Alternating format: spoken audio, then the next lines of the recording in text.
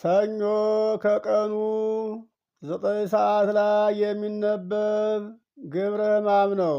ኦሪት ዘፍጥረት ምዕራፍ 2 ተራ ቁጥር 15 እስከ 25 አንድምታ ትርጓሜው ነው። ወነሶ እግዚአብሔር ለእጓለ እመሕያው ዘገብሮ ወሴሞ ውስተ ገነት። እግዚአብሔር የፈጠረውን አዳምን ወስዶ በገነት አኖረው አለ። ከመ ይትገበራ ወይቀባ ያሰናዳት ይጠብቃት ዘንድ። ይትገበራ ማለቱ በገነት እርሻ ቁፋሮ ኑሮ አይደለም፣ የወደቀውን ማንሳት የበሰለውን መልቀም ነው እንጂ። ይቀባ ማለቱ እስከምን ይጠብቃት ነበር ቢሉ ከአዕዋፍ ይጠብቃት ነበር።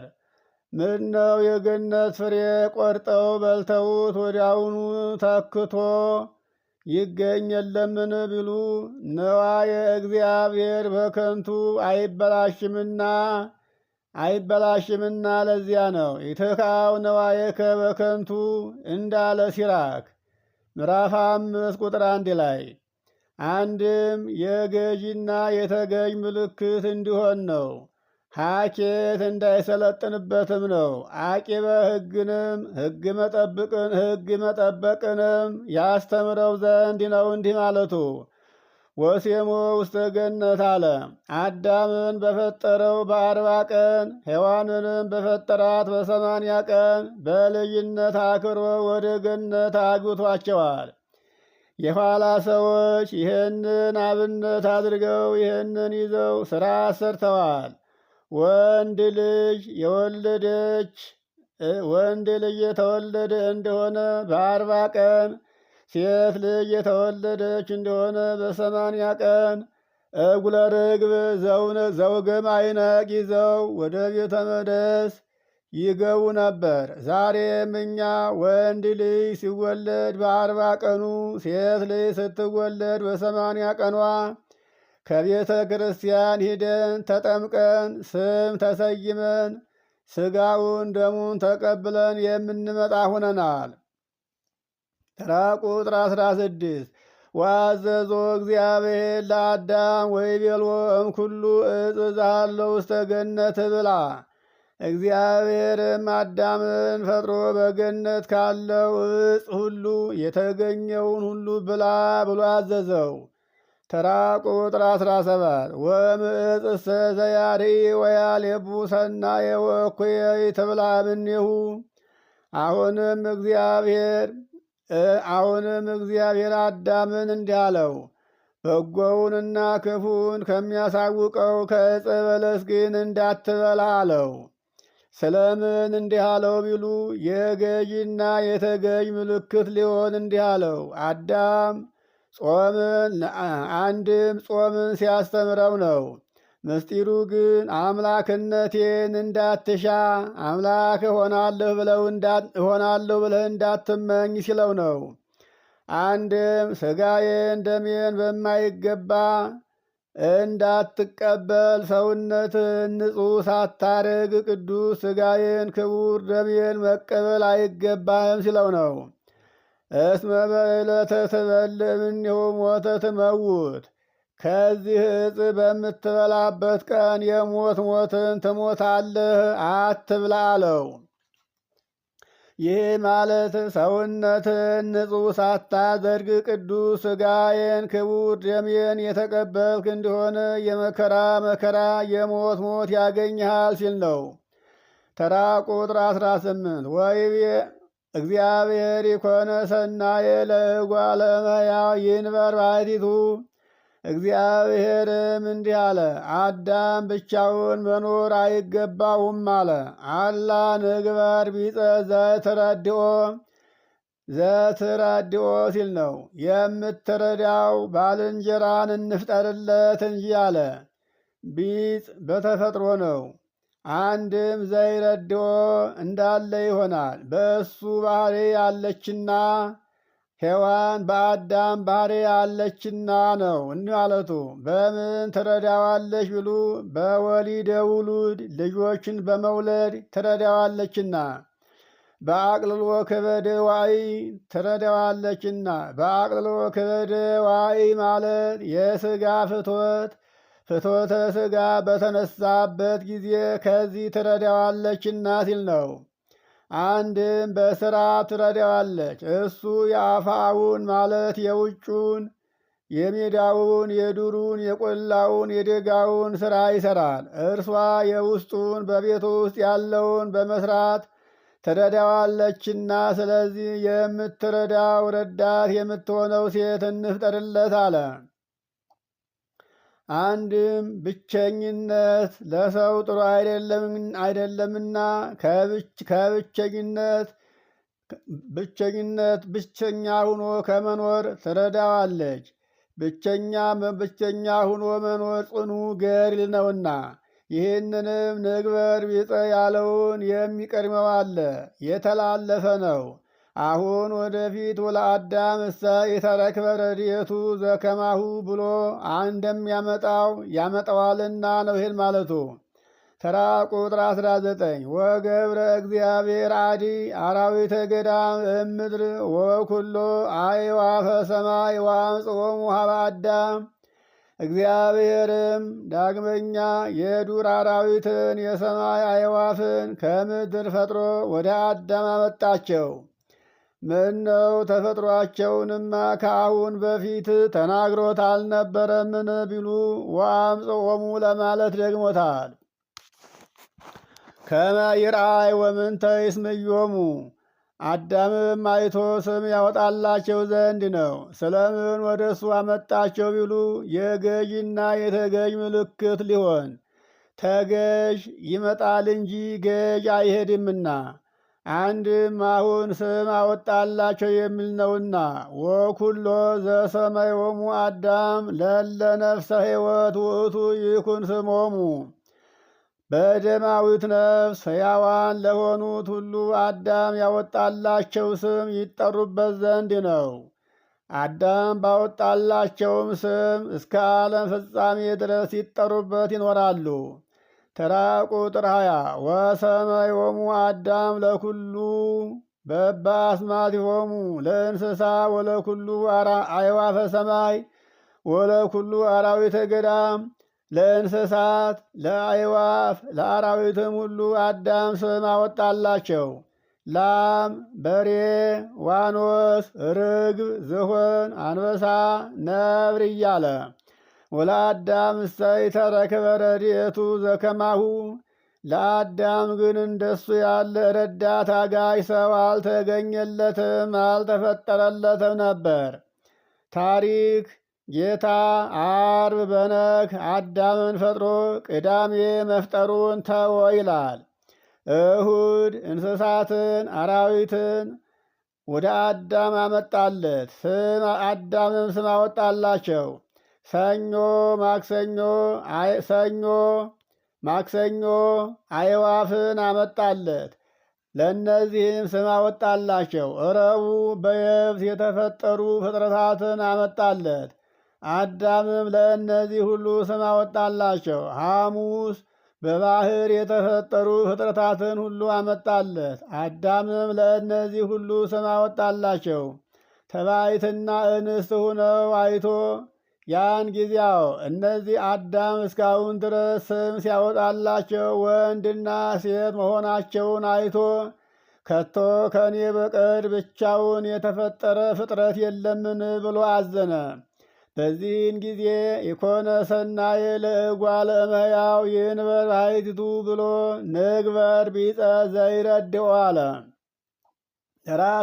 ተራ ቁጥር 21 ወአምጽአ እግዚአብሔር ድቃሰ ላዕለ አዳም ወንወመ። እግዚአብሔር በአዳም ላይ እንቅልፍ አመጣበትና አዳምም ተኛ። ወነሳ እግዚአብሔር አሐተ እምአጽመ ገቦሁ ወመልአ ሥጋ መካና። እግዚአብሔርም ከአዳም ጎን አንዲት አጥንትን አንስቶ አጥንት የነሳበትን ቦታ የአዳምን ጎድን ሥጋ መላው። ከአዳም የነሳትንም አጥንት ሥጋ ሞላባት። ሴትም አድርጎ ፈጠራት። ተራ ቁጥር 22 ወነድቃ እግዚአብሔር ለይቲ አጥመግቦ እንተነሳ ማዳም እግዚአብሔርም ከአዳም የነሳትን ያችን አጥንት ቀረጻት። ዓይን፣ ጆሮ፣ አፍ፣ አፍንጫ፣ እጅና እግር የሰውነት አካላትን ብልትን ሁሉ አወጣላት። ወረሰያ ብእሲተ የሴት አካል ያላት አድርጎ ፈጠራት።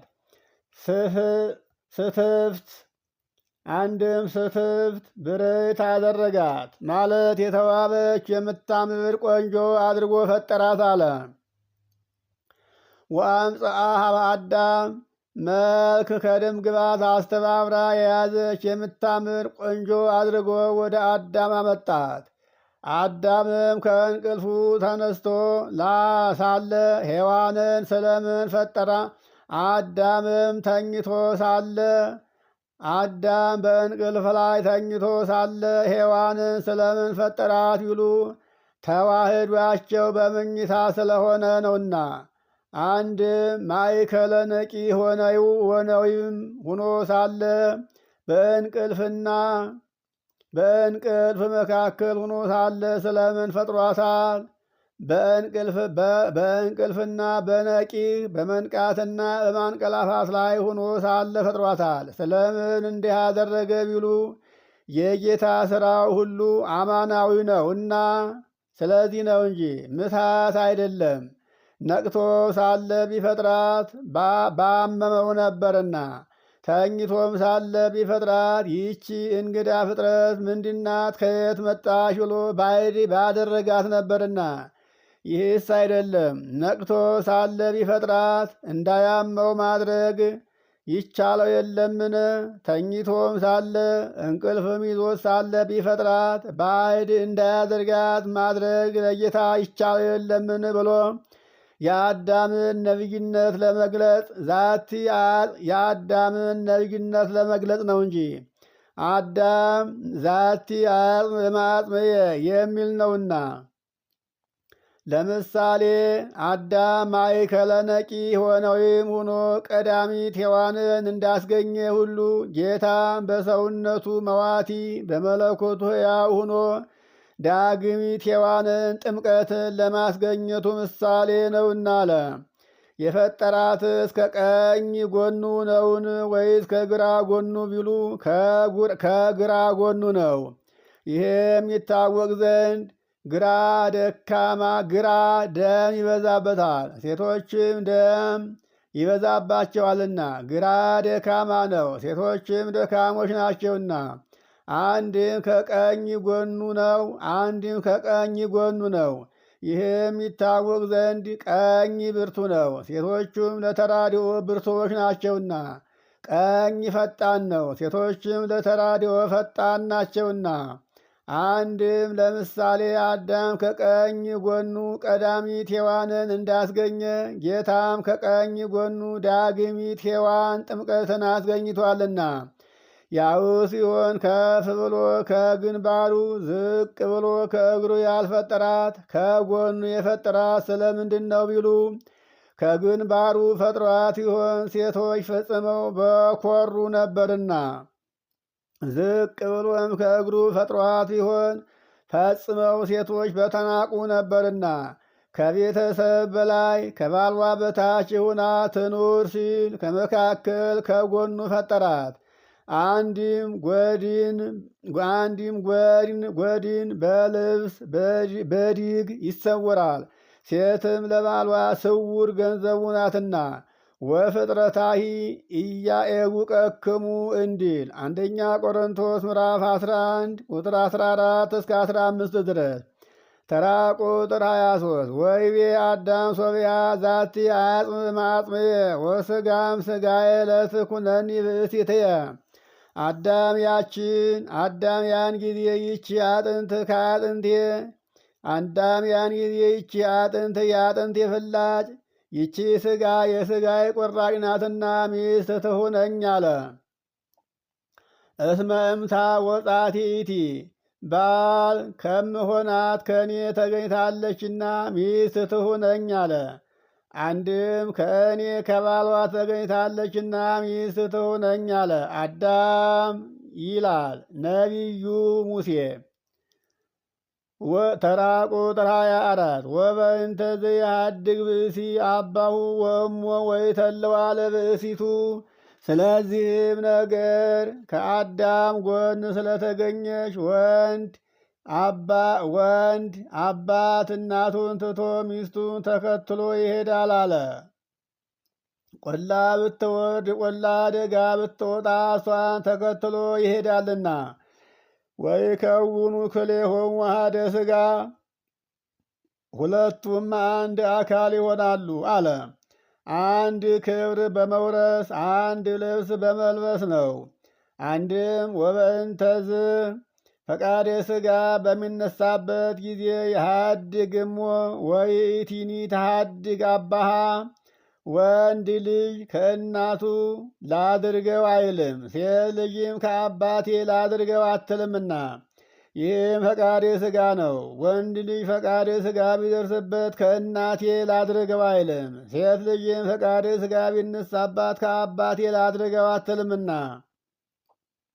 ወይ ተለዋ ይትላጸቃ ሲል ነው። ማለት አንድ ይሆናሉ ሲል ነው። ወይ ተለዋ አባጋ ቀርሜሎስ እንዲል በግብር ከእሷ ጋር አንድ ይሆናል፣ እሷም ከእርሱ ጋር በግብር አንድ ትሆናለች። ወይ ከውኑ በዚህም ሁለቱ አንድ አካል ይሆናሉ አለ። በግብር ወንድ ቢወለድ ያንተ ነው፣ ሴት ብትወለድ ያንቺ ናት አይባባሉምና የሁለቱን መልክ ይዘው ይወለዳሉና አንድም ሁለት ሆነው አንድ ልጅ ያስገኛሉና እንዲህ አለ። አንድም ከእናት ደም ከአባት ዘር ተከፍሎ አንድ ሰው ይወለዳልና እንዲህ አለ። ተራ ቁጥር 25 ወአለው አዳም ወሔዋን ወብእሲቱ ራቃኒሆሙ ወይታፈሩ። አዳምና ሔዋን ከዚህ ዓለም ልብስ ራቁትነታቸውን ሳሉ አይተፋፈሩም ነበረ፣ ብርሃን ለብሰው ነበርና። ብርሃን ይገልጻል እንጂ ይሰውራልን ቢሉ እሱ እግዚአብሔር ሰውር ካለው ይሰውራልና። አንድም እንደ ሕፃን አይተፋፈሩም ነበረ። አንድም ውሃለው አዳምና ሔዋን ከልብስ ኃጢአት ራቁታቸውን ነበሩ ወይታፈሩ። 7ቱንም ዓመት ኀፍረተ ነፍስ አልነበረባቸውም። ኦሪት